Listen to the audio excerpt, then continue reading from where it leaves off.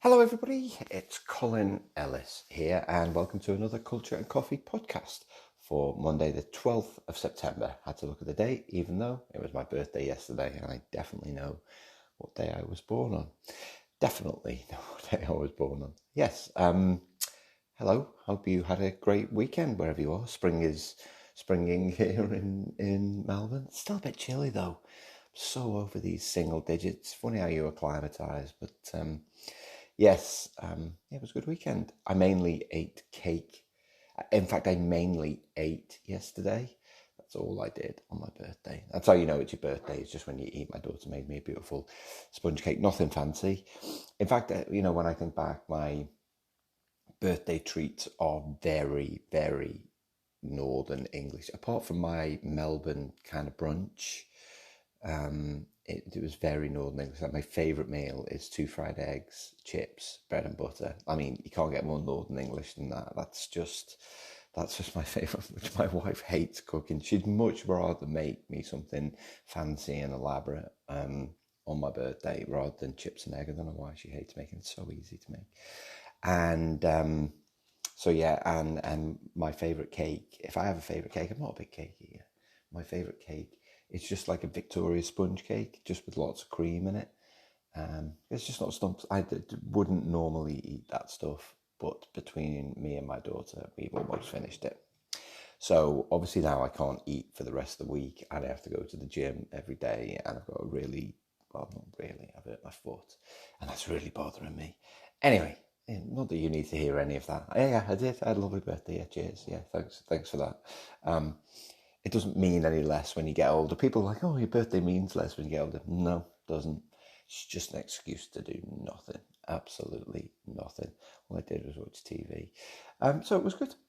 Where am I today? Coffee. I've gone to Brazil for coffee again. And this one's an Airuma coffee roasted by Market Lane in Melbourne. Now, this is significantly further north than the last one, the last one I had was from the Vitoria region, whereas this one is from the Bahia region. So it's kind of inland from the coast. Again, there's a big national park called Chapada Diamantina. It's kind of I don't know. I'm looking at the map of Brazil here. You know the bit that sticks outwards and then it starts to taper in South America. It's kind of near the top bit that sticks out a bit. There's probably a better way of saying it than that. Clearly not a geography major. Clearly not a major in anything. I haven't studied anything other than culture. Obviously, I've definitely studied that. So it's inland from a place called Salvador. But it's a lot further north than the last one, which I had was from the Vitoria. Was it near Vitoria? It's kind of directly north from Rio. Anyway, yes, this is roasted by Market Lane Coffee. I love the stories that you read with these. So it's a micro lot coffee, so it's only a small coffee that they've been working with Market Lane, the Borre family, who's migrated from southern Brazil in the mid-1980s and established a coffee farm. Well, no, actually, the first thing they did was focus on soybeans, wheat, and most successfully potatoes. And then they started a coffee program, which has been run by Fabiano. There you go. It's been so if you're listening, Fabiano, cheers, mate. Nice one. Thanks for that. Coffee is really, really good. And they have sweet, complex, and easy drinking coffees all the way throughout the year. So this particular Airuma has notes of praline and cooked apple with hazelnuts. There's a lot of nuts going on. So let's taste this.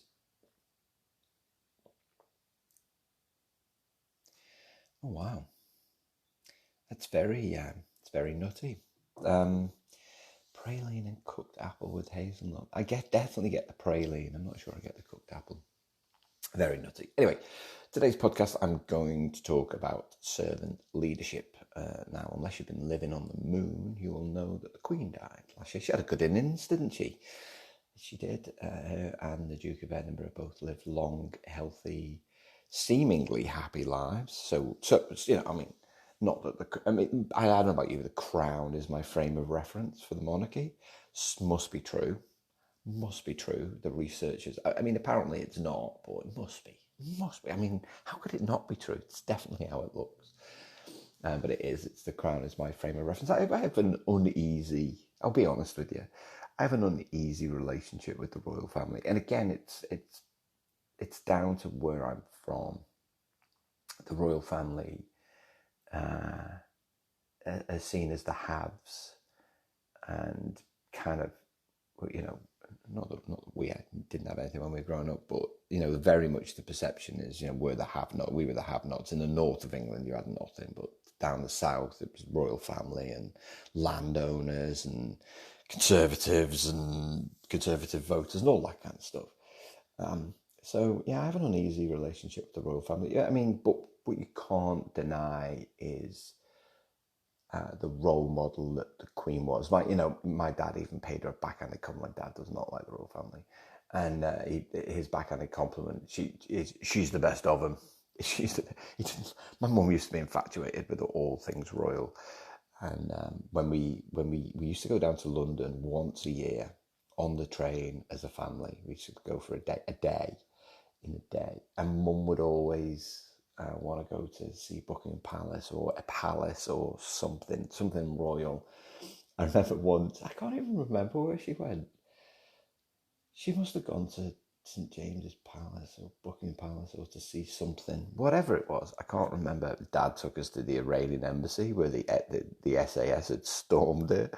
There'd been a siege. I don't know why I'm laughing. I'm pretty sure people died. It was awful. There was a siege at the Iranian embassy. Anyway, the SAS stormed it, and then we saw all these pictures on TV of the SAS storming the Iranian embassy, and Dad took us there. Or Mum came. Anyway, Mum got lost in London, and that's terrifying if you're from the north of England because no one wants to speak to you. And I'm painting a really terrible picture. I love London; it's my favourite city. She got lost, so there was a police car driving around the days before mobile phones. It was like the early 80s. Police car driving around London with my mum in the back trying to find us, which is quite a funny story now, wasn't at the time.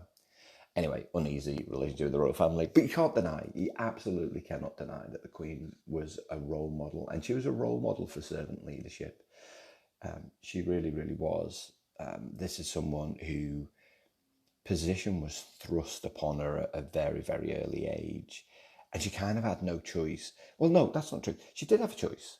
And that's the essence of leadership, is she made the choice to serve.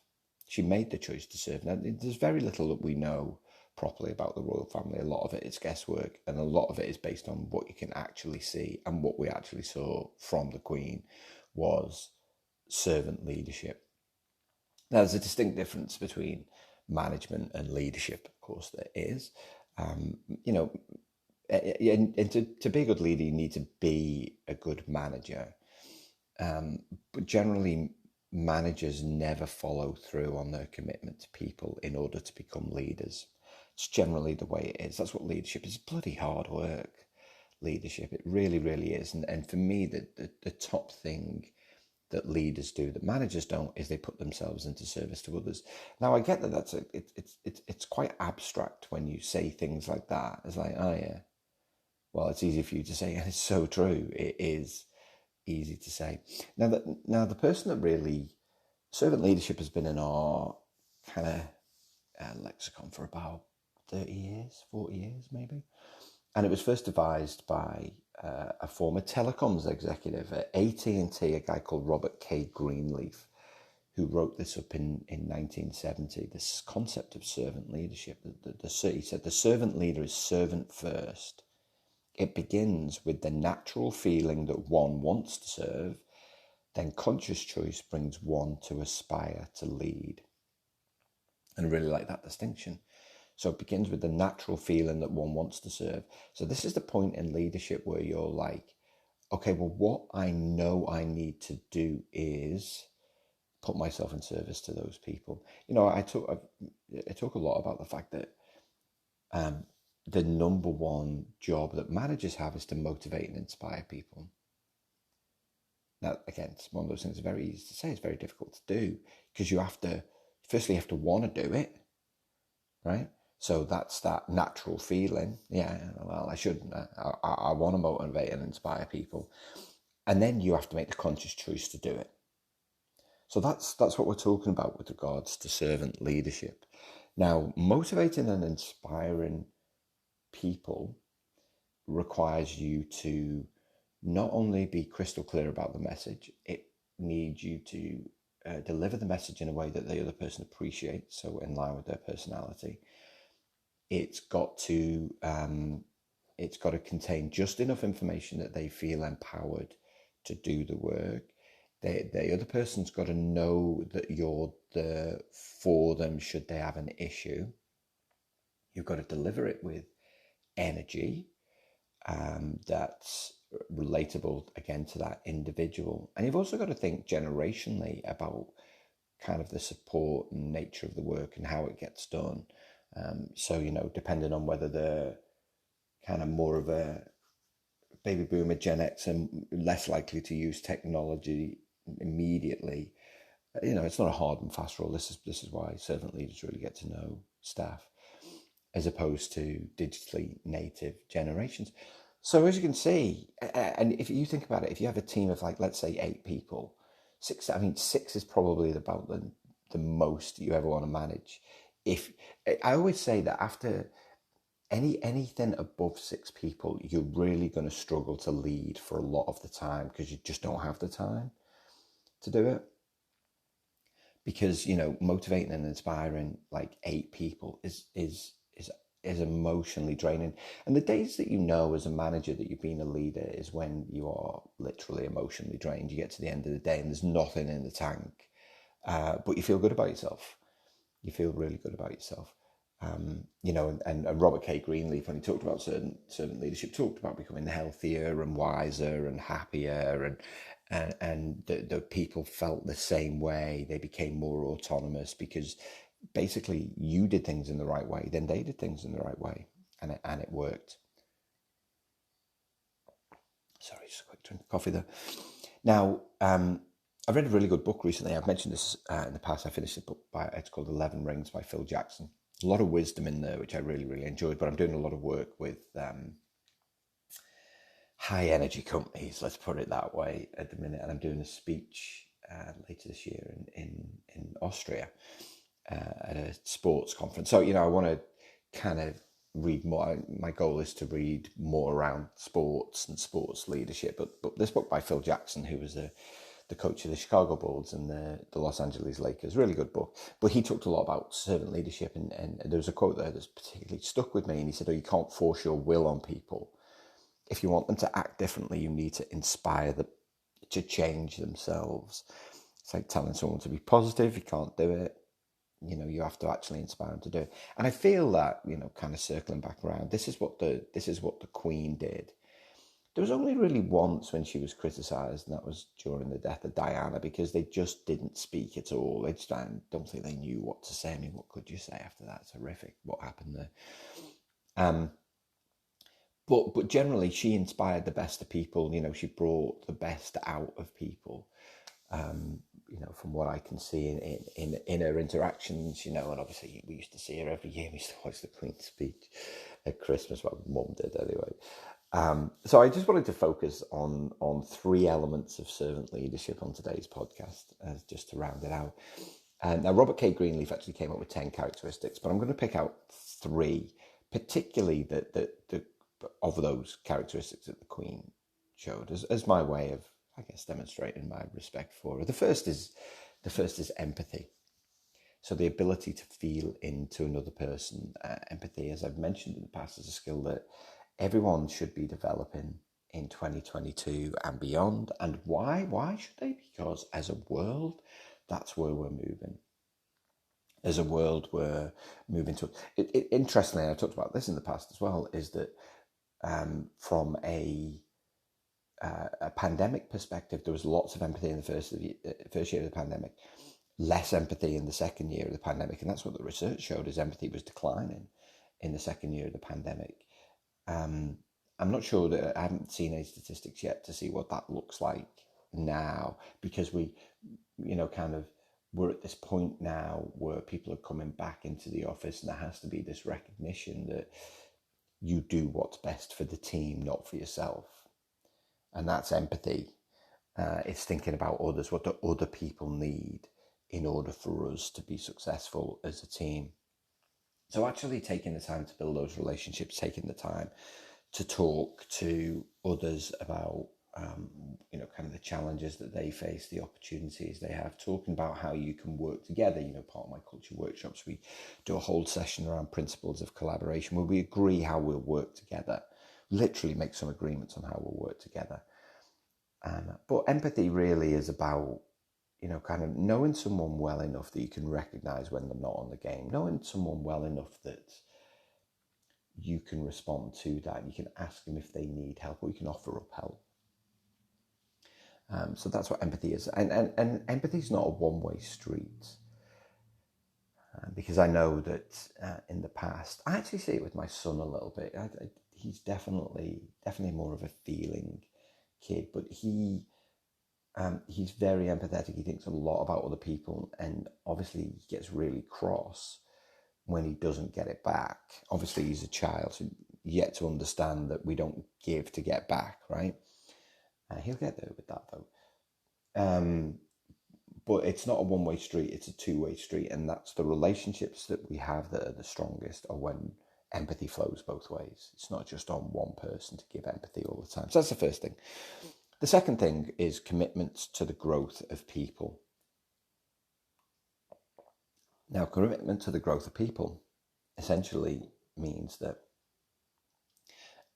what you do is not only kind of make a plan to help someone grow, but then the things that you do, you're consistently following through on those plans. And it's not just about training or coaching or mentoring. It's about elevating. It's about celebrating. It's about providing timely feedback. That's what it means to commit to the growth of people. You can't just be like, oh, here's your development plan at the start of the year, right? What do you need to work on? Here's some weaknesses. And just a reminder, no human being has a weakness, right? Unless they're making the same mistake over and over again, then they're just stupid. No, they're not stupid. Of course they're not. Of course I don't mean that. Is that, nobody has a weakness. We all have things that we need to work on. And some of these things require more work. But it's not a set, growth of people is not a set and forget exercise. It's like, here's the thing you need to work on. And then every interaction after that is an opportunity for coaching and mentoring. Difference between the two: coaching is where you draw it out of someone else. Mentoring is basically where you tell them, here's something that worked for me that you might want to try.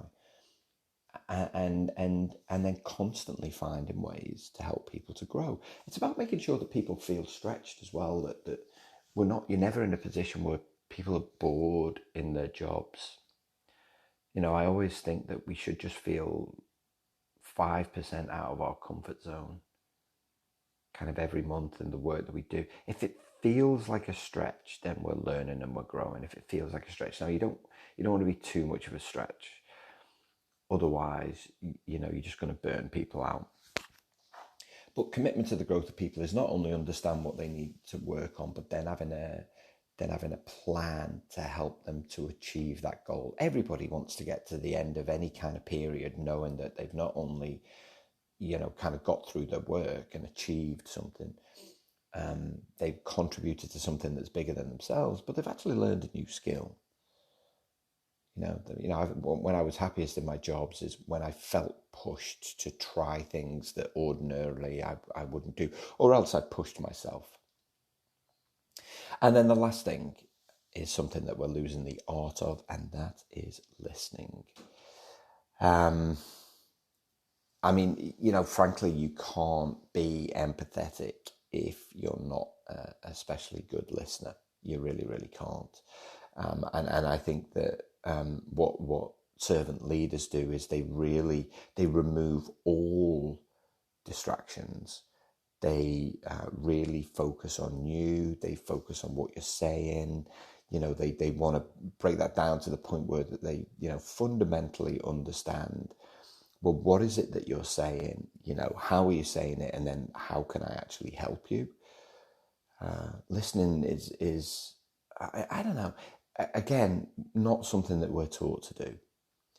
Not something that we're taught. No one says, right, okay, this is how you listen. We get told to listen when we're a kid, when we're kids, but no one actually shows us how to do it. So active empathetic listening, 3 elements to it: sense, process, and respond. Sense, what's someone saying and how are they saying it to me? So literally, what are the words that they're using? What hand gestures? What's their body language? Obviously, if your interactions are virtual, then there's a lot of cognitive load there where you're really searching for clues. It's much easier to listen face to face, in person.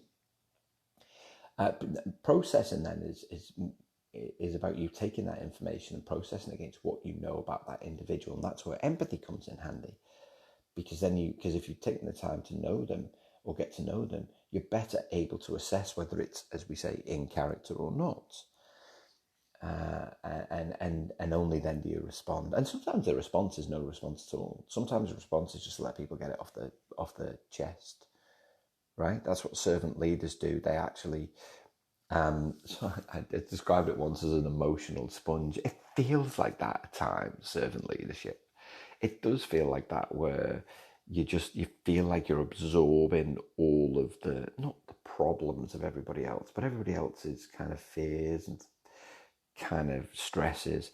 Again, but that's what servant leaders do, and that's part of committing to the growth of people. That if people can, problem shared is problem halved and all of that. Last week we had Are You OK Day here in Australia, which is, it's a great way to remind people of the importance of mental health. Servant leaders every day is Are You OK Day. Every day they're asking, every day they're listening, and because they're committed to the growth of people, what they want to do is almost take that stress off you to kind of free you up to go and do what needs to be done. So I think that, that listening, the other part of responding sometimes, when people share things, managers sometimes think that the only response is to fix that person or to fix them. It's not always. The right response might be to ask a question, say, okay, I understand how you feel. What do you think the next step should be? Or it can just be, okay, I understand. I'm sorry you feel that way. Or thank you for sharing. Done. It doesn't need any more than that. It's like, have you thought of getting up in the morning with your gym kit on? You don't always have to find solutions to their problems. So, 3 elements of servant leadership that I wanted to share with you this morning, with a reminder that the servant leader is a servant first. It begins with the natural feeling that one wants to serve, and then a conscious choice brings one to aspire to lead. I had a guy once who said to me, I almost finished the podcast, I'll get there. He said to me once, what happens if you're a manager and you don't want to be one? I was like, you ask for a demotion. He's like, what? I was like, you asked to go back to the thing that you love. I was like, they probably promoted you because you were next in line. You've been there 5 years. He's like, oh yeah, that was it. He said, but I really don't want to be a manager. I was like, you don't have to be a manager.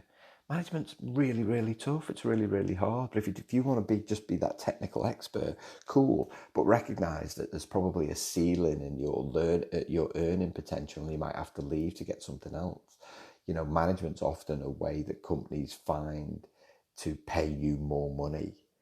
All right, because if you want more money, you need more responsibility, because they have these really rigid band structures where even if you're a technical expert and you go over and above, because you're in these rigid structures, can't pay you anymore.